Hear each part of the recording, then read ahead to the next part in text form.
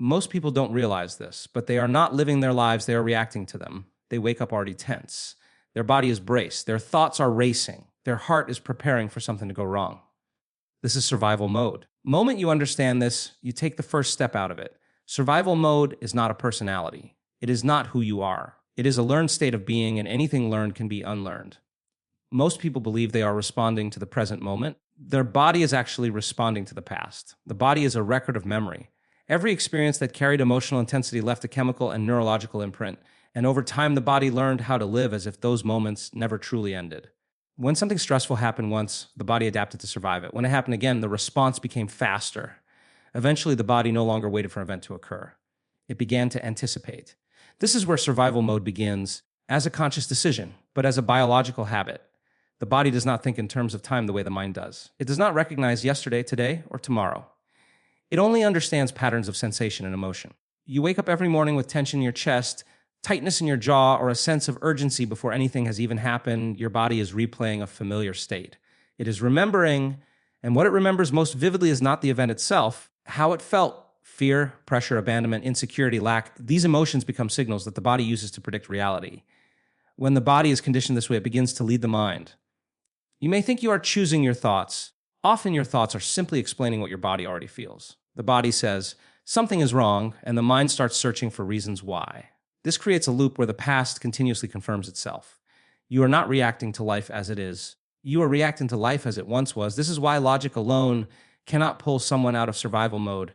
You can tell yourself that everything is fine, that there is no immediate threat, that you are safe, yet your heart keeps racing, your breath stays shallow, your muscles remain tense. The body has memorized stress. It has learned to live there. And until this is recognized, people often blame themselves. They think they are weak, broken, or incapable of peace, when in reality, they are experiencing a learned biological response. Awareness is the turning point. The moment you begin to notice that your reactions are automatic, something changes. You start to see that the anxiety you feel is not caused by the present moment, by remembered states stored in your nervous system. You begin to separate who you are from what your body has learned. This separation is powerful because it restores choice. Instead of unconsciously obeying the signals of the body, you become the observer of them. When you pause and notice your body reacting without an external cause, you interrupt the pattern. You might feel your stomach tighten while sitting in silence, or your shoulders lift while doing nothing stressful. In that moment, instead of asking, what's wrong with me? You ask, what is my body remembering right now? That question alone creates space between stimulus and response. And in that space, the nervous system begins to soften. The body was trained through repetition, will be retrained through repetition as well, but it starts with recognition. Each time you observe the stress response without feeding it with fearful thoughts, you weaken the old circuitry. Each time you stay present, instead of mentally rehearsing the past, you send a new signal to the body. Over time, the body learns that it no longer needs to prepare for danger that is not happening. Living this way requires patience and compassion. You are not undoing days or weeks of conditioning. You are unraveling years, sometimes decades of survival-based living. The body learned to protect you when you needed it. It kept you alert, responsive, and ready. But now that protection has become overactive, it no longer serves your growth. It limits it. Continue to recognize the difference between real-time experience and remembered emotion. The grip of survival mode loosens. You begin to notice moments of neutrality, even calm, where there is no threat and no urgency. At first, moments may feel unfamiliar or even uncomfortable because the body has associated familiarity with stress. But familiarity is not truth. It is simply repetition. The more you practice noticing without reacting, the more the body learns a new reference point. Safety stops being an idea and becomes a sensation. Presence replaces anticipation. The past slowly loses its authority over the present, not because you fought it, but because you stopped reliving it through the body. And in those quiet moments of awareness, deeper begins to reorganize itself, shifting from memory into possibility. Many people believe that stress is something they want to get rid of, yet they don't realize how deeply familiar it has become to their nervous system. Stress is not just a reaction to external pressure, it is a biochemical state that the body can learn to crave. When the body repeatedly releases stress hormones, it begins to associate that heightened internal state with normal functioning. Over time, calm can feel strange and chaos can feel like home. This is how stress quietly becomes addictive, not because it feels good, but because it feels known. The body is designed to adapt. When you live in environments where uncertainty, conflict, urgency are constant, your chemistry adjusts to meet those demands. Adrenaline sharpens focus, cortisol keeps you alert. These chemicals are meant to be temporary, yet when they are activated day after day, the body recalibrates its baseline. What was once a survival response becomes a lifestyle. The nervous system stops returning to balance because it has learned that imbalance is necessary to function. This is why some people feel restless when nothing is wrong. Silence makes them uneasy. Stillness feels uncomfortable. When life slows down, the body interprets it as unfamiliar territory, and unfamiliarity triggers alarm. Without realizing it, the person begins to look for problems, replay conversations, anticipate worst-case scenarios, create inner tension just to reestablish the chemical state they are used to. Now, it follows the body, inventing stories to justify the internal discomfort. This pattern often disguises itself as productivity or responsibility. Say they thrive under pressure or that they need stress to perform. But what they are really experiencing is dependency.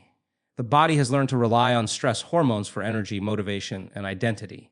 When those hormones drop, fatigue appears, because the person is lazy, but because their system has forgotten how to generate vitality without urgency. Stress also becomes emotionally reinforcing. The emotions tied to stress, such as worry, frustration, and control, become part of how a person defines themselves. Letting go of stress can feel like letting go of purpose. Without constant tension, some people don't know who they are or how to measure their value. This creates resistance to change, even when stress is causing physical symptoms, emotional exhaustion, or disconnection from others.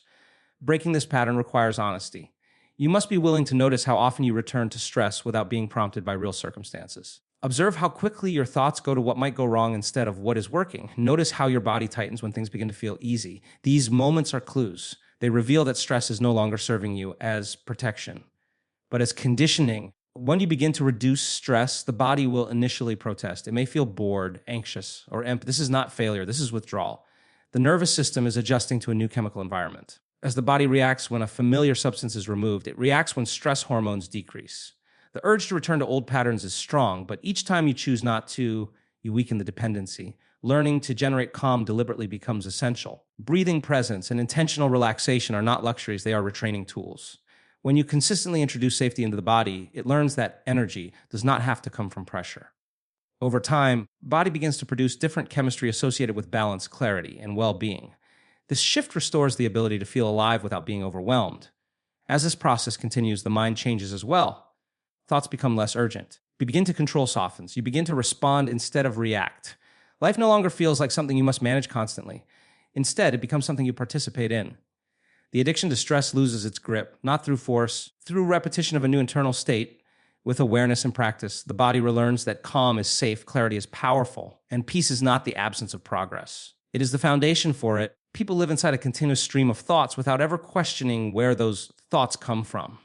The mind wakes up and immediately begins narrating, predicting, remembering, judging, and rehearsing. This inner dialogue feels personal, authoritative, but much of it is automatic. It is not the voice of intention or wisdom. It is the echo of past experiences, emotional conditioning, and learned beliefs repeating themselves. When this loop runs unchecked, shapes how reality is perceived and how the body responds to life. Thoughts are powerful not because they are true, but because they are repeated. A single thought carries very little influence, but a thought repeated thousands of times becomes a belief. Belief then directs attention, emotion, and behavior. Over time, the mind begins to operate on autopilot, selecting the same worries, the same fears, and the same interpretations of events. This repetition creates familiarity, and familiarity creates comfort. When the content of the thoughts is negative, the body becomes deeply involved in this process. Every thought produces a chemical response. Fearful thoughts release stress hormones. Anxious thoughts tighten the muscles and shallow the breath. Over time, the body starts to recognize certain thought patterns as cues for survival. The moment a familiar thought appears, the body responds automatically, reinforcing the emotional state tied to that thought. This is how thinking becomes embodied. You are no longer just thinking fear, you are feeling it, and the feeling convinces you that the thought must be valid. Interrupting this loop is not about forcing positive thinking or suppressing negative thoughts. Suppression only adds resistance. Resistance strengthens the pattern. The real shift happens through observation. When you notice a thought as a thought, instead of accepting it as truth, you create distance. That distance weakens its influence. The thought loses its emotional charge because it is no longer being believed automatically. This is where choice re-enters the picture. Most people assume they have no control over their thoughts, but control begins with awareness, not force. You become conscious of a repetitive thought pattern. You step out of it. You move from being inside the thought to witnessing it. This simple act disrupts the neurological pathway that has been running unconsciously. Each time you observe instead of engage, the pathway weakens. At first, this process feels uncomfortable. The mind resists interruption because it is used to being in charge. When the familiar thoughts are not followed, can be a sense of emptiness or uncertainty. The mind may try to pull you back by increasing the volume of the thoughts or creating urgency. This is not a sign of failure. It is a sign that the pattern is being challenged. With practice, the space between thoughts begins to widen. In that space, there is clarity. You are no longer compelled to react immediately. You can choose a response that aligns with who you want to be rather than who you have been. This is where transformation happens, in the thought itself, but in the pause between stimulus and response. Over time, the body begins to follow the mind's lead instead of the other way around. As old thought patterns lose their emotional charge, the stress response softens. Nervous system receives a new signal that there is no immediate threat. This allows the body to relax, which further quiets the mind. A new feedback loop is created, one based on presence instead of survival. Breaking automatic thought loops is an ongoing practice, not a one-time event. The mind will return to familiar patterns because that is what it has learned to do. The difference is that now you notice. And every time you notice, you regain a measure of freedom. You are no longer trapped inside the same mental landscape. You begin to experience moments of stillness where there is no commentary, no judgment, no anticipation. In these moments, you're not thinking your way through life. You are experiencing it directly. Direct experience carries a different quality. It is grounded, clear, and responsive. You are no longer rehearsing the past or preemptively defending against the future. You are here. And in being here, the mind learns a new role, becomes a tool instead of a master, a servant instead of a dictator, and in that shift, the old loops gradually dissolve, making space for awareness to lead. Instead of habit, many people believe they need more discipline, motivation, power to change their lives. But what they are really missing is a sense of safety within their own bodies. When the nervous system is constantly activated, no amount of positive intention can override the signals of danger being sent internally. The body will always choose survival over growth. This is why so many people know what they want to change, yet feel unable to sustain it. Their system is not regulated enough to support transformation. Nervous system is designed to move between states of activation and rest. Stress is meant to be temporary, followed by recovery. But when stress becomes chronic, the body forgets how to return to balance. Muscles stay tense. Breathing remains shallow. Heart stays on alert. Over time, this state becomes the body's normal. Living this way drains energy and keeps awareness narrowed, focused only on immediate threats, real or imagined. Training the nervous system to feel safe is not about avoiding life or eliminating challenges. It is about teaching the body that it can experience difficulty without staying in alarm. Safety is a physiological experience, not a mental concept. You can intellectually understand that you are safe, yet your body may still behave as if it is under attack. This disconnect is where many people get stuck. One of the most direct ways to communicate safety to the body is through the breath. Slow, steady breathing signals the nervous system to shift out of high alert. Each deep exhale activates the body's calming response, telling it that it no longer needs to mobilize for danger. When this is practiced consistently, body begins to recognize calm as a familiar state rather than an anomaly. Stillness also plays a crucial role. In survival mode, the body associates stillness with vulnerability. It believes that being alert and active is the only way to stay safe. Choosing moments of intentional stillness challenges this belief. Sitting quietly, feeling the body without trying to fix or change anything, allows the nervous system to recalibrate. At first, this can feel uncomfortable or even threatening. The body may respond with restlessness or anxiety. This is not a sign that stillness is wrong. It is a sign that the body is learning something new. As the nervous system begins to regulate, emotional patterns start to shift. Emotions that once felt overwhelming become more manageable. Reactions slow down. There is more space between a trigger and a response. This space is where choice lives. Instead of reacting automatically, you can pause, feel, and respond with intention. This is a profound change because it restores agency at a biological level. Training safety also changes how the mind operates. When the body feels safe, the mind no longer needs to scan for threats constantly. Thoughts become less repetitive and less catastrophic. Creativity increases. Problem solving improves. The mind opens instead of contracts. This is why regulation is foundational for growth. Without it, the mind is too busy protecting to imagine or create. Consistency is more important than intensity in this process. Repeated moments of regulation build trust with the body. Each time you choose to breathe slowly, to relax your shoulders, to soften your jaw, you are teaching the body that the present moment is not dangerous. Over time, these signals accumulate. Nervous system learns a new baseline. As this new baseline stabilizes, the body stops hijacking the mind with emergency signals. Energy becomes available for connection, creativity, and joy. The world feels less threatening, not because it has changed. Your internal state has. You are no longer living at the edge of survival. You are grounded, responsive, and present. This shift does not happen overnight. The body learns survival through repetition, and it will learn safety the same way. There will be days when old patterns resurface. The key is not to judge or resist them, but to return gently to regulation. Each return reinforces the new pathway. When the nervous system feels safe, life stops feeling like something you must endure, something you can engage with fully. The body supports you instead of bracing against the world, And in that support, a deeper sense of stability begins to take root, allowing awareness to expand beyond survival into a state where when growth feels possible and natural. When a person lives in survival mode, their life becomes a series of reactions rather than intentional choices. Reaction is fast, unconscious, driven by past conditioning. It happens before awareness has a chance to intervene. Something is said, something goes wrong, a memory is triggered, and the body responds instantly. The mind then follows, justifying the reaction after it has already occurred. Pattern feels normal because it has been practiced for so long, but it keeps life confined to familiar outcomes. Reaction is rooted in fear and urgency.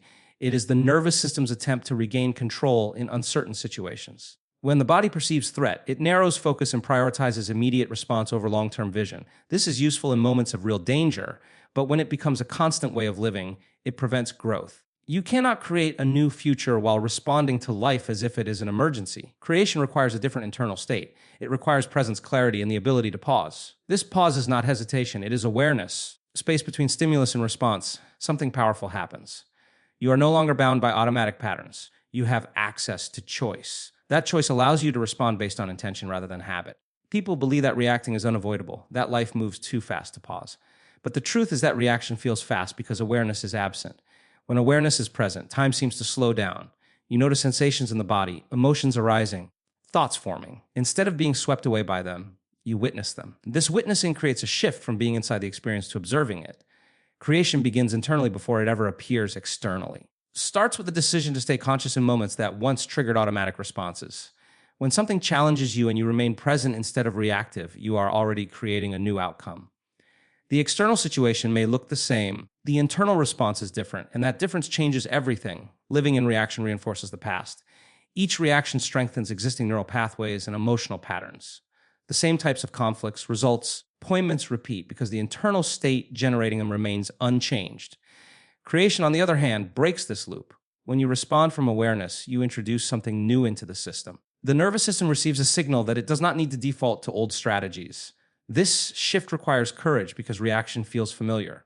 It gives the illusion of control. Creation feels uncertain at first because it moves beyond what is known. Mind prefers predictability even if it is painful. Choosing to create means tolerating the discomfort of the unknown without retreating into old patterns. This is where real change happens. As you practice responding instead of reacting, your energy changes. Reaction consumes energy because it is fueled by stress and tension. Creation generates energy because it is aligned with clarity and intention. You begin to feel less drained by life and more engaged with it. Challenges still arise. They no longer define your internal state. Creation also changes how you relate to others. Instead of reacting defensively or emotionally, you listen more deeply. You respond with presence rather than impulse. This creates different dynamics, often inviting cooperation instead of conflict. Relationships begin to shift, not because others change, but because your internal state does. Over time, responding from awareness becomes more natural. The pause that once felt forced becomes instinctive. The nervous system learns that it is safe to slow down. The mind learns that it does not need to rush to conclusions. This new pattern reinforces itself, just as the old one did. Living this way does not mean avoiding emotion or difficulty. It means experiencing them without being controlled by them. You feel fully, but you are not consumed. You engage deeply, but you are not lost.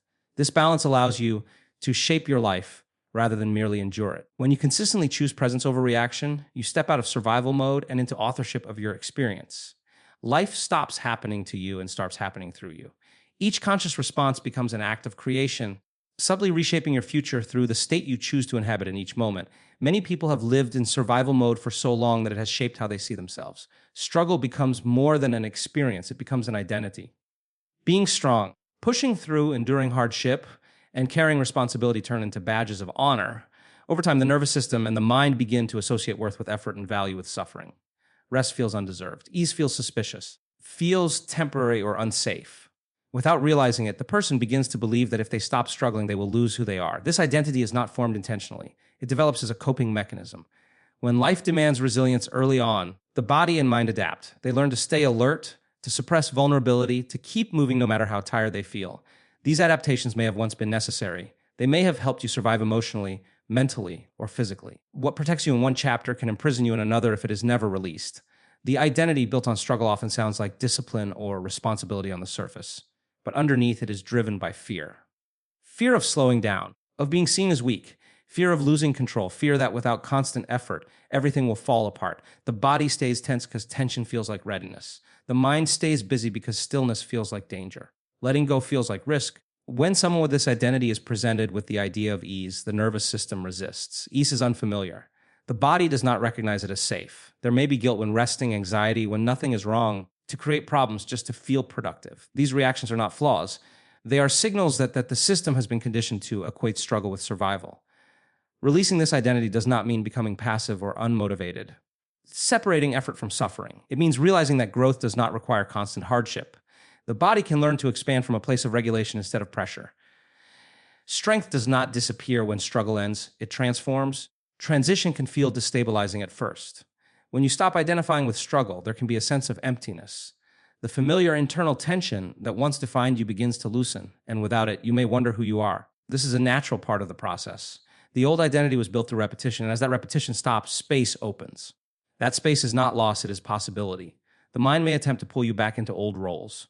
It may remind you of responsibilities, dangers, and worst-case scenarios. It may tell you that ease is irresponsible or that rest will make you fall behind. These thoughts are echoes of the past, not instructions for the present. Noticing them without obeying them weakens their influence. Body learns that it can be safe without tension. A new identity begins to form organically, one based on presence rather than pressure, one where worth is inherent, not earned through exhaustion. This identity does not need to prove itself constantly, not need to suffer to feel legitimate. It allows joy to exist without immediately questioning it. Letting go of the struggle-based identity also changes how you relate to others. You stop bonding through shared hardship alone and begin connecting through authenticity. You allow yourself to receive support instead of always being the one who holds everything together. This can feel vulnerable. Vulnerability becomes less threatening as the nervous system stabilizes. The body plays a central role in this shift. Each time you choose to rest without guilt, to breathe without urgency, to enjoy a moment without bracing for what comes next, teaching your body that it no longer needs to perform struggle to stay safe. Over time, the body releases the armor it has been carrying. Muscles soften. Breathing deepens. Energy becomes more available. Not erase your past or invalidate what you have endured. It honors it by allowing you to move forward without dragging the weight of survival into every moment. You are not abandoning strength, you are redefining it. Strength becomes the ability to remain open, regulated, and present even when life is uncertain. As this new way of being stabilizes, you may notice a subtle grief for the version of yourself that worked so hard to survive. That grief is not weakness, acknowledgement. And within that acknowledgement, compassion grows. You begin to see that the struggle was never who you were. It was something you carried. And what can be carried can also be set down slowly, gently. The body learns that it no longer has to fight to exist, that it can simply be responsive instead of braced, open instead of armored, grounded instead of driven, allowing life to meet you without the constant need to prove your worth through endurance. Protection becomes a way of life when survival mode has been active for too long. The body learns to anticipate danger before it appears, and the mind learns to scan constantly for what might go wrong. This creates a state where attention is always oriented toward defense. Every interaction is filtered through caution. Every decision is weighed against potential loss. Even moments that could be enjoyed are approached with vigilance. Something bad might happen if awareness relaxes. Over time, protection stops being a response and becomes an identity. Protection feels responsible. It feels mature. It feels like intelligence. But protection is rooted in fear of the unknown. Presence is rooted in trust in the moment. When you are protecting yourself, you are rarely fully here. Part of you is always ahead, preparing, bracing, calculating. The body stays tense, the breath stays shallow, and awareness stays narrowed. Is experienced indirectly through the lens of prevention rather than participation. Presence requires a different orientation. Presence means allowing yourself to be with what is actually happening instead of what might happen. Feeling sensations without immediately labeling them as threats. It means listening without rehearsing responses. It means staying connected to the moment even when it feels uncomfortable or uncertain. For a nervous system conditioned by survival can feel risky at first. Letting go of protection feels like exposure. The body often interprets presence as vulnerability because vulnerability was once associated with danger. If past experiences taught you that being open led to pain, your system learned to close. This closing may have kept you safe then, but now it limits your ability to feel, connect, and experience life fully. Protection narrows the range of experience. Presence expands it. Choosing presence does not mean ignoring boundaries or common sense. It means discerning between real danger and remembered fear. Many of the protective behaviors people engage in today are responses to old emotional patterns, not current threats. Body reacts as if the past is repeating, even when the present is safe. Presence allows you to recognize this difference in real time. When you practice presence, the body begins to receive new information. Not every unfamiliar sensation is dangerous. It learns that uncertainty does not always lead to harm. It learns that openness can coexist with safety. This learning happens through experience, not logic. Each time you stay present instead of retreating into protection, you give your nervous system evidence that it can handle the moment. Protection keeps you busy. Presence keeps you alive. In protection, attention is fragmented, divided between anticipation and control. In presence, attention is unified. You feel more grounded, more aware of your body, your breath, and your surroundings. This grounded state allows the nervous system to settle. When the body settles, the mind becomes clearer. Many people fear that if they stop protecting themselves, they will be overwhelmed by emotion. But what often happens is the opposite. Emotions move through more easily when they are met with presence instead of resistance. Protection traps emotion in the body. Presence allows it to process and release. What you feel fully does not need to stay stuck. Choosing presence is a moment-by-moment practice. It happens when you notice yourself tensing and soften instead. It happens when you feel to withdraw and stay engaged. It happens when you allow silence instead of filling it with distraction. These moments may feel small, but they accumulate. Over time, the body learns that presence is not dangerous. Presence becomes more familiar, protection loosens naturally. You stop rehearsing conversations before they happen. You stop scanning for rejection. You stop assuming that ease will be followed by loss. Life begins to feel less like something you must manage and more like something you can meet. This shift changes how you relate to everything, from work to relationships to yourself. Presence also restores a sense of aliveness that protection suppresses. When you are no longer bracing against life, you feel more. Colors seem brighter. Conversations feel richer. Time feels less rushed. This is not because life has changed, but because you are actually there to experience it. Protection dulls sensation. Constant sharpens it. Letting go of constant protection does not happen all at once.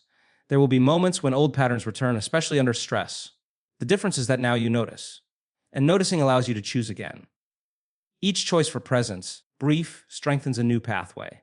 The nervous system begins to trust that awareness is enough, that you do not need to armor yourself to exist in the world. That being here is not a threat, but an opportunity that life can be engaged without constant defense. Safety can arise from connection rather than control, and that the moment you stop guarding against life, you begin to feel it directly, openly. And honestly, what you have been hearing is not a set of ideas to memorize, a way of understanding yourself more deeply. Survival mode was never a failure. It was intelligence. It was adaptation. It was your body and mind doing exactly what they needed to do to get you through moments when safety, certainty, or stability are not guaranteed. There's nothing wrong with you for having lived this way.